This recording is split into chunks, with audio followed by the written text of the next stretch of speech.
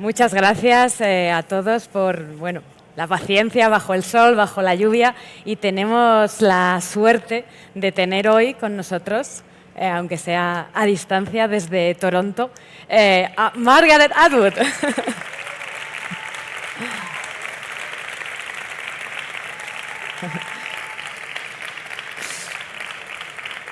Welcome, Margaret. There is a big applause from you here in Barcelona, in Plaza de Catalunya, which is the center of Barcelona, and everyone is so pleased to see you. Thank you so much for joining us. You are welcome, and I wish I were there in person. Thank you so much for your time. I'm going to say a few words in Spanish, and then we'll go to the questions. Bueno, como bien saben, Margaret Atwood es la autora de más de 50 libros de ficción, poesía, ensayos, novela gráfica, un Twitter muy interesante, una newsletter en Substack muy interesante, le da a todo. Ella a veces se la describe como visionaria por novelas sobre la crisis climática, la pandemia, la represión de las mujeres, pero Margaret suele decir que casi todo lo que cuenta proyectado al futuro, en realidad está en nuestro presente o incluso en nuestro pasado.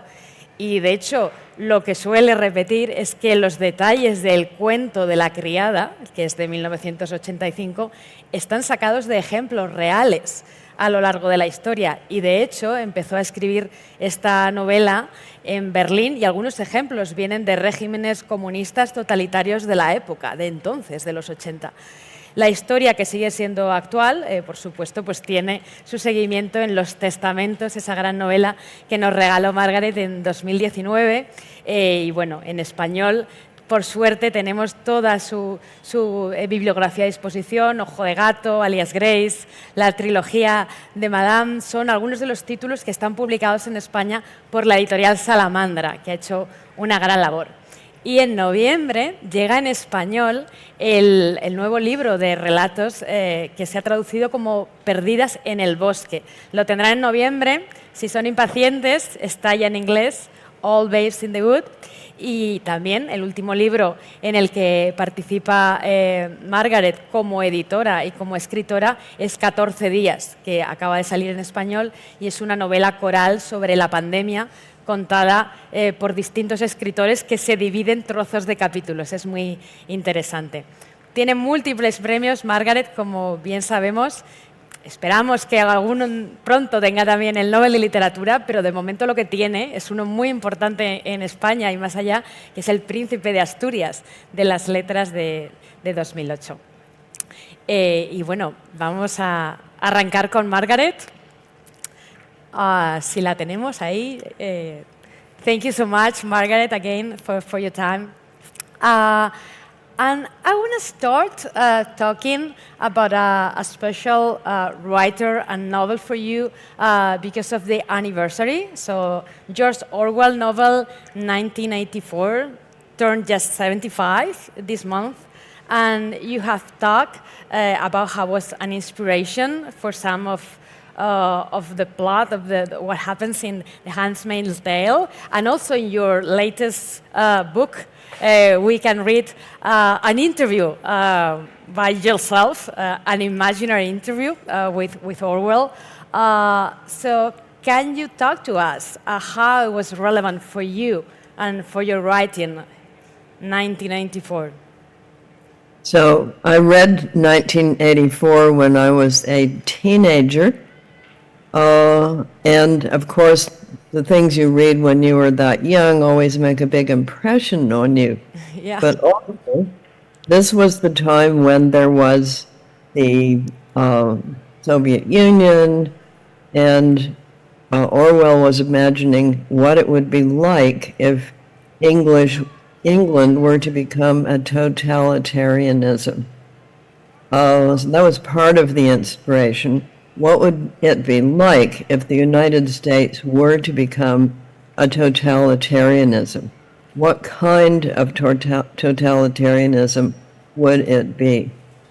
And in that country, it is much more likely to become a Puritan, fundamentalist, religious totalitarianism. Not that I was wrong. You can see that beginning to happen now. When I published the book, nobody in Europe believed that the United States, home of democracy, would ever do such a thing. But because it began as a Puritan theocracy, those possibilities were always there. In my interview with George Orwell, which was part of a larger project in which living writers interviewed dead ones, you will be happy to know that George Orwell is continuing to smoke in the He was a terrible smoker.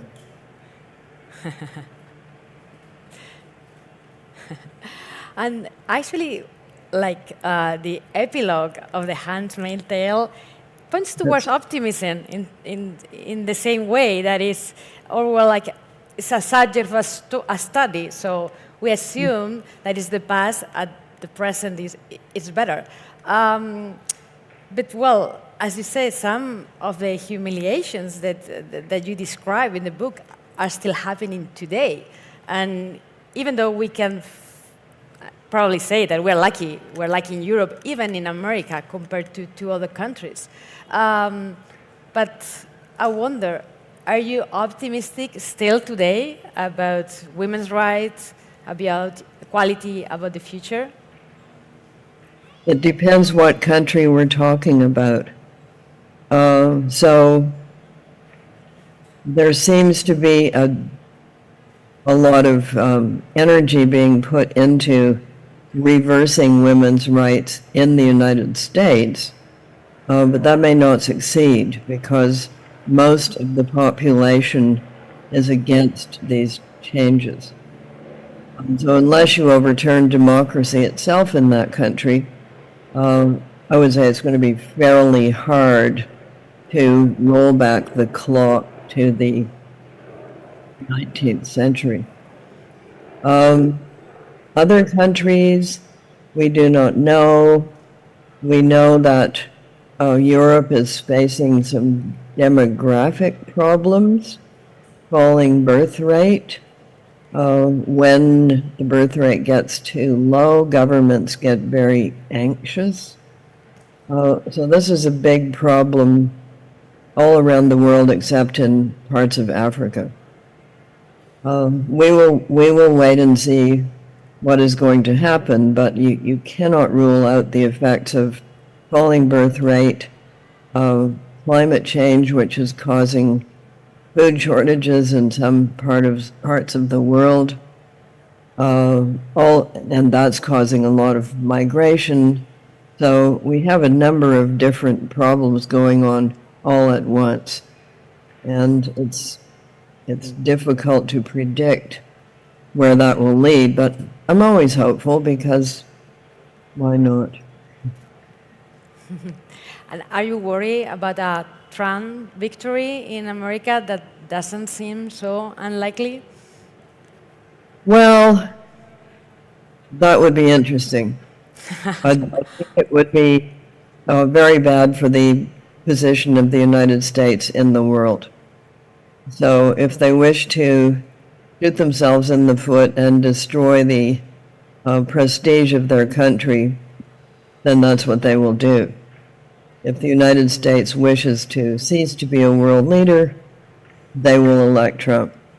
If they wish to continue their present rather high position, they will not. So those are the choices they face. But as you know, there has always been a part of the population in the United States that doesn't look outside it, is not aware of other countries in the world. That is not the same as Canadians. Canada is a small country. We have to be aware of other countries in the world. But the United States is a very large, powerful country, and they sometimes just ignore what's going on elsewhere. And well, there and actually all over the world, your writing in a way has come alive through protest, activism. It has been actually used politically in a way. But you also say that writers are not political agents or should not be. So I wonder, how do you feel when your writing is used politically or for political causes? Well, all writing is political in that it uses words. And words are weighted. Words have positive and negative meanings, so you can't escape that. And stories have morals.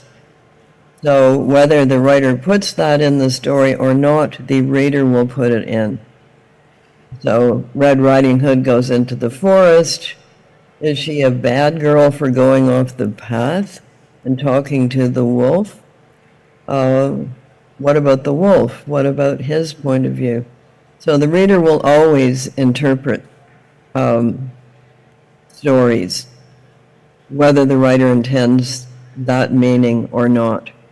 So the main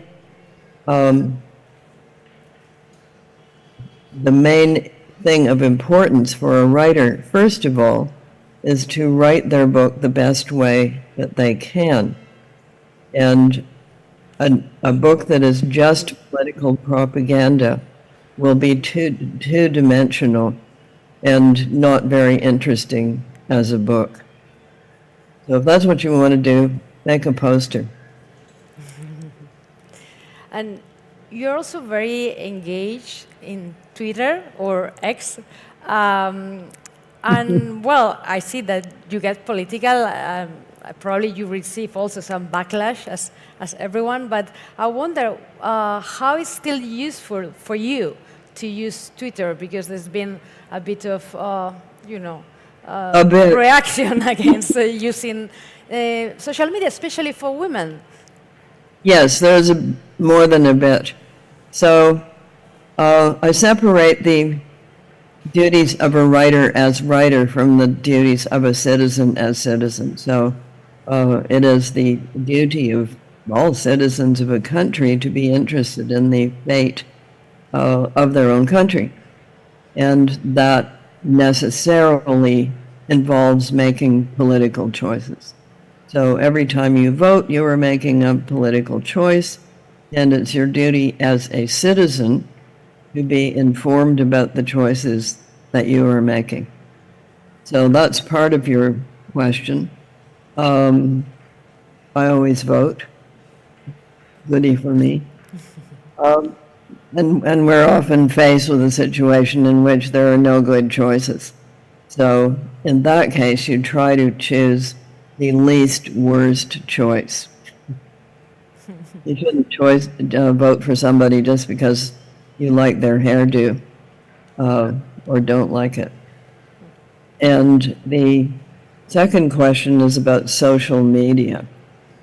So it's another one of these human inventions that came in on a great wave of idealism and hope. Wouldn't it be wonderful if we could all communicate with each other and share our hopeful, kind ideas? That was the original thought. But of course, people don't have just hopeful, kind ideas. They have all kinds of other ideas. And it was fairly quickly discovered that you can have a lot of fun on social media attacking other people.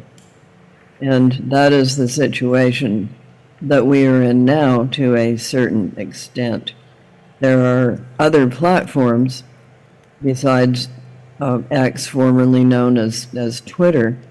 Twitter is still a very fast way to tune in on the news, although you don't know whether or not the news that you have tuned in on is real. But guess what? That's always been the case. I'm reading a lot about the French Revolution. It was an age of pamphleteering, was the social media of its time. And some of the things you read in these pamphlets, which were very numerous, were true, and others were not true. So that has always been true of human communications, whether it's gossip, whether it's print media, whether it's TV, whether it's radio, or whether it's Twitter. Just that social media is very fast. Well, I'm glad that it's still useful also to find stories about an old Montreal hotel. I saw that you were asking details, and probably you found some tips. Yeah. If you ask a question on Twitter, I once asked a question about a peculiar mushroom. I put a picture of it. You will get a lot of jokes. You will get some wrong answers, and finally you will get a right answer. So it's still worth doing, and some of the jokes are quite funny. That's how it works. There's still hope out there. Margaret, I wanted to ask you about the two books that are, well, the just published book in Spain and the next book that's going to be published in Spain. So the last book that was published in Spain was 14 Days, this really marvelous collective book that tells the story of a building in New York during the pandemic that I have to say feels a lot that we have lived through in cities like Barcelona and Madrid, because we also live in buildings with many apartments. And it's written by different authors, and you are one of the editors. I wanted to ask you about the challenge to actually make that work so smoothly, particularly keeping the same voice of the narrator all over the book and just putting stories. How did you manage to make it work? So I'm not the person who did that. Your editor did that. I'm the person who is connected with the project to get other people to do it. So I'm the doorman, if you like. I'm in, come this way. And I wrote one of the stories, and the fun part about the stories is that you don't know until you look them up at the end who wrote them. So yes, it was fun, and it was a lot like what we were doing during COVID. If you had a backyard, you could have a big tent. You could have, in Canada, a fire. But if you lived in a building, it was very hard to get together unless you did it on the roof. So I think one of the things that people missed the most during COVID was social interaction. And having people on the roof fairly separate from each other was a good way to continue to have social interaction. These composite stories are not new. There was a famous one in, I think it was the 60s. A bunch of New York journalists got together and decided they were going to write a sexy book and get it put on the bestseller list. They wanted to push it to #1. So they put together this story. They all wrote bits of it. And it was called Naked Came the Stranger. And they thought up a pretend author. And they did get it to #1 on the bestseller list. So not a new idea. And the symposium is a very old literary form. So a bunch of people get together and each one of them contributes a story or a thought. So good for them. It was a fundraiser, this book you talk about, for the Authors Guild, and they've done very well with it. It was in support of other writers. Well, we won't do a spoiler for those who haven't read the book, but the story of Margaret is quite magic, let's say. There's always quite peculiar. There's always that element, I think, in your stories. And well, talking about the new one for Spain, or, well, if someone wants to buy it in English, it's already here, All Babes in the Wood. I have to say that I like better the title in English, because the All Babes is kind of has a twist. I read in a review that the New York Times review an interesting way to describe it.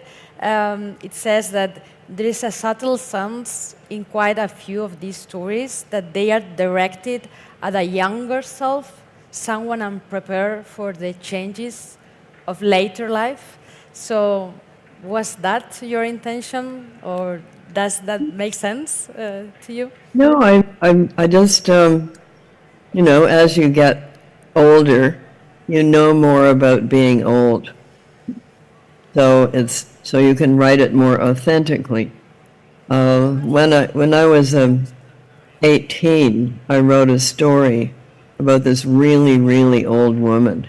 Like, she was finished, she was all gray, she was very wrinkly, she had no hope, she was very dusty, and she was 40. So when I actually got to 40, I thought, why did I think 40 was old? That is what you think when you're 18. You think, wow. Then you think 30, that's practically 1 foot in the grave. So your perspective changes naturally as you reach the ages that you once thought were really old. I now think 70-year-olds are quite young. Well, talking about time, it's kind of fun. So, yeah, go ahead, please. As for you, you're just a child. I'm not. I can't say my age because my mom doesn't want me to, because that makes her feel old. But let's say I'm not very young. Yes, you are. Well, thank you.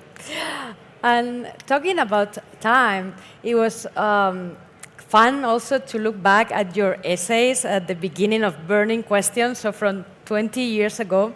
And I found, as we are in a journalism festival, this lecture that you gave in 2004 in Ottawa, the journalism school in Ottawa.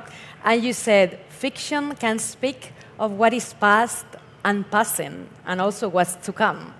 And also you quoted William Gibson saying, the future is already with us. It's just unevenly distributed. So, well, my question is, 20 years later, what past and what future is your writing speaking of? Well, 20 years ago, think of what had not happened yet. Yeah. Yes, a lot of things had not happened. There was no social media, there were no smartphones. We did not have a war in Ukraine. We did always have ongoing conflict in the Middle East, and that has escalated now. What else? Oh, yes, climate change was just beginning to move to the center of consciousness. It hadn't really moved yet, but it was going there. And since that time, it has become a major concern because we are seeing the effects. We're seeing fires, floods, droughts, famines, sea rise level, and all of the other things that you read about in the newspapers. We've also seen the rise of a class of climate change deniers who say it's just a hoax. They will say that until their house burns down, and then they will say, well, it was an accident. So people believe things that they find it convenient to believe a lot of the time until hard evidence, unfortunately, hits. So that has become a major concern. The swing to the right that we've seen in a lot of countries was not really happening yet. I don't think. I'd have to go back and look. Because the other thing is, you kind of forget.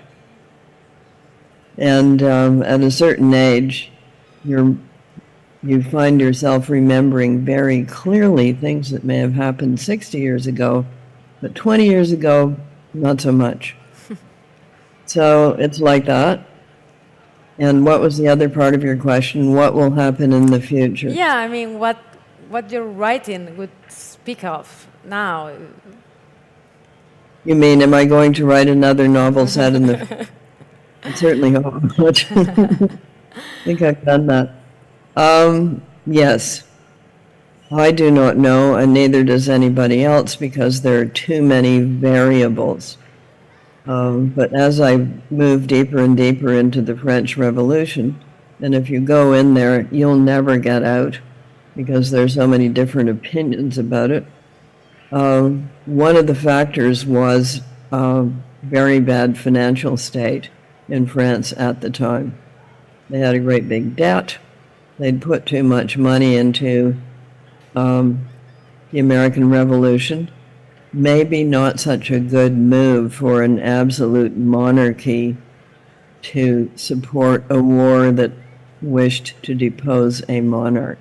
Maybe just something a little off about that. Anyway, they'd put too much money in there. They'd put too much money into something called the 7 Years' War and something called the War of the Spanish Succession, and they were in debt. So look at the financial state of various countries, and when things get too bad economically, people always want to change the government. It's inevitable. Changing the government, if you're in that much debt, doesn't always, in fact, it never fixes the situation. So they had the French Revolution, but they were still in debt. And we kind of feel that we are living in troubled times, and reading give us comfort. So you figured it out. Yeah, I compare obviously with 20 years ago, maybe not if you compare with longer. But so what are you reading now for comfort? That's reading giving you comfort as well? I don't usually read for comfort, oddly enough. But if you want to read for comfort, maybe you should read murder mysteries written 50 years ago. That's very comforting. You can follow the social life of England by reading Agatha Christie's murder mysteries in sequence.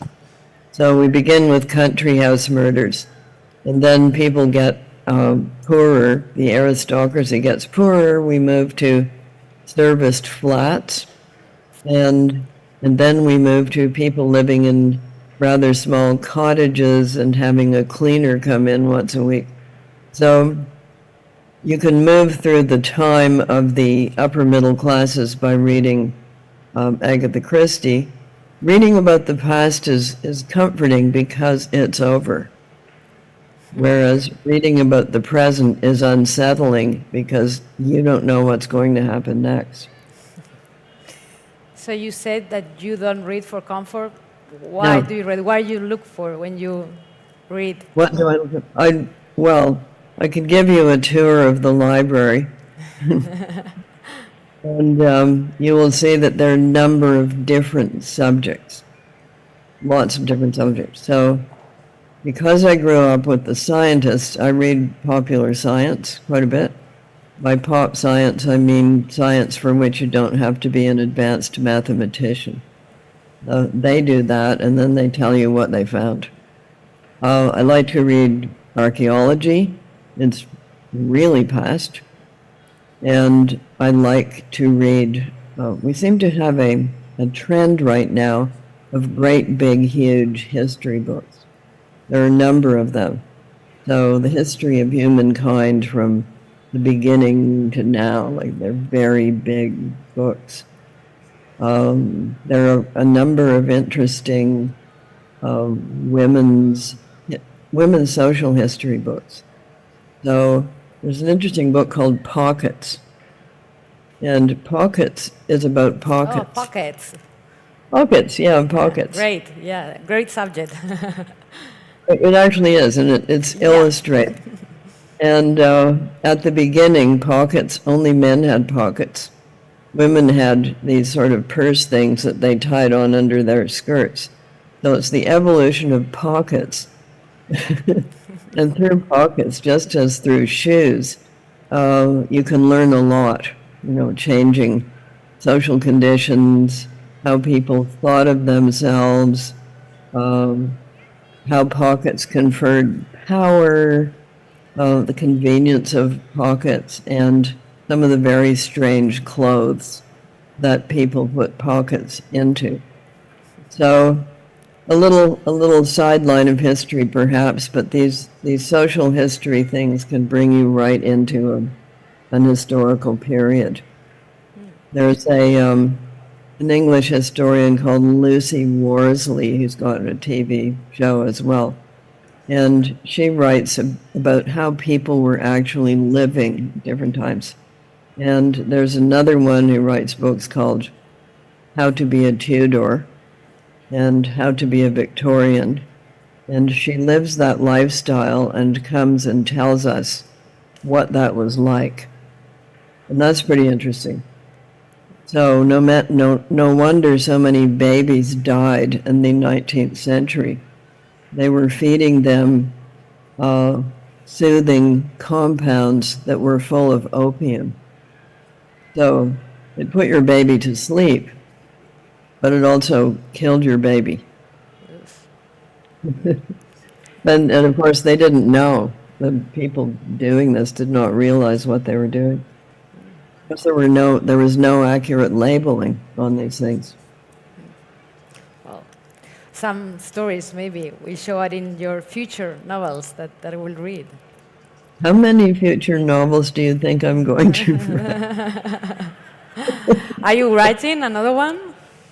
No, I'm writing a very long book, which is supposed to be a literary memoir. Oh, wonderful. A memoir is what you can remember. It's not the same as a biography or autobiography. And what you can remember are usually quite stupid things you did. And when is that coming out? How are you doing in your work? I'm good. I'd say I'm about halfway done. And we are scheduled for the fall of 2025. Oh, wonderful. Well, we'll look forward for that. And well, Margaret, maybe to finish, a question that many readers are asking, many of your readers, we want you to win the Nobel Prize.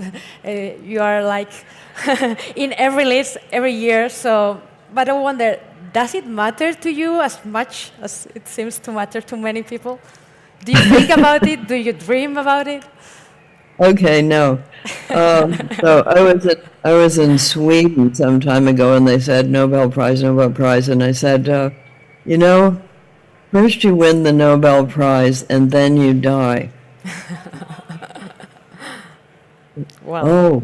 Oh, there is a tradition of that. So I don't think writers write in order to win prizes. That's not the motive for writing, and it may be something that publishers think about a lot, but if you're writing a book, your duty is to the book, not to some prize committee. So the answer is, I would rather be alive. Thank you very much. Well, thank you so much. We'll really wait for that literary memoir. Do you have a title now that you can share, or too soon? No. Okay, well. Oh, my publishers would kill me. Okay. You always have good titles, so it would be something special, I'm sure. Well, thank you so much. This square in Barcelona is really happy. They are under the sun, but they are like just listening to every word. So thank you so much, Margaret, for being this afternoon with us.